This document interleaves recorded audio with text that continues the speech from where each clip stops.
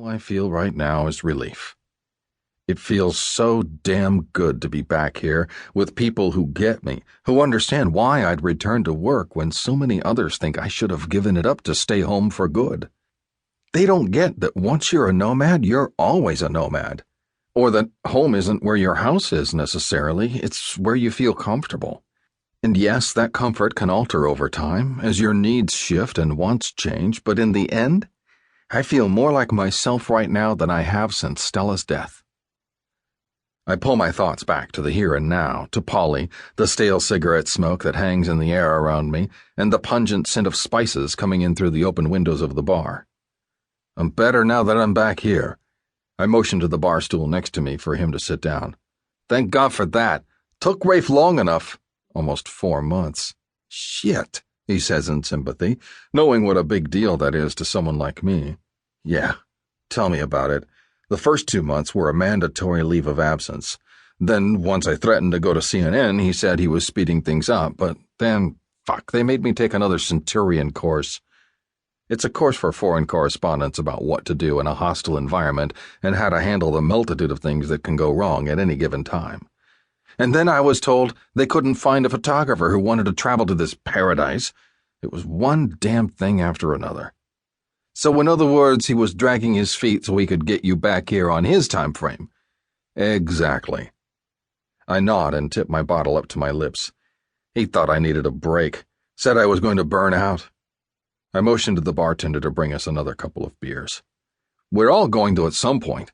In the meantime, he taps the neck of his beer bottle against mine. Might as well get our fix. Amen, brother. So, tell me what the hell has been happening while I've been gone. The need to change the subject is paramount for me right now. I know Stella is going to be everywhere here, but I need a way to make her not so present in my mind so that I can focus on doing my job. At least it's a good theory. I'm hearing that some new players have moved into the game and that there's a high official meet in the works, but we can talk shop later. Right now, we need to welcome you back properly. Polly raises his voice to shout the last few words. In agreement, the crowd of people around us, mostly men, raise up a glass and call out a few aye-ayes. The excitement around me feels palpable. It doesn't take much in this place to give people a reason to celebrate. We all live on that razor-thin edge of unpredictability, so we take the chances we get to party because who knows when we'll get another one. For all we know, tomorrow we could be on air raid siren lockdown in the hotel or out in the field in an embedded mission with a military unit. When I turn back around, the bartender is busily filling the row of shot glasses on the bar top in front of me with Fireball whiskey.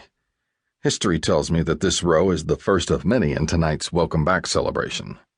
My inclination is to chug back the first shot and then slowly work my way out of the bar and to my room. It's been a long-ass few days. Between flights through multiple time zones and then a transport into the heart of the city, plus trying to reconnect with my sources to let them know I'm back in town and grease their palms some, I'm exhausted, exhilarated, and feeling a little more like myself back in the thick of things, doing exactly what I love. Come on, T-squared, Carson yells with a slap of his hand on the counter. Hearing the nickname referring to the initials of my first and last names is like a welcome mat laid before me, and right then, I know there is no way in hell I'm skipping out on this party. I'm game if you're game. I raise a glass up to him and wait for everyone close to us to grab a shot. The jostling of more people patting my shoulders, accompanied by welcome back comments, causes the amber liquid to slosh over the sides of the shot glass. Shh, shh, shh. Polly instructs our friends as he stands on the seat of his chair, holding up his own glass. Tana Thomas, we are so glad to see your ugly ass back in this shithole.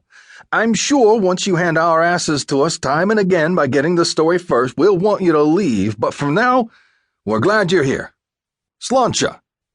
As soon as he finishes the toast, the room around us erupts into cheers before we all toss back the whiskey. I welcome the burn, and before the sting even abates, my glass is already being refilled. When I look up from the pour, my eyes lock on a woman I hadn't noticed on the other side of the bar.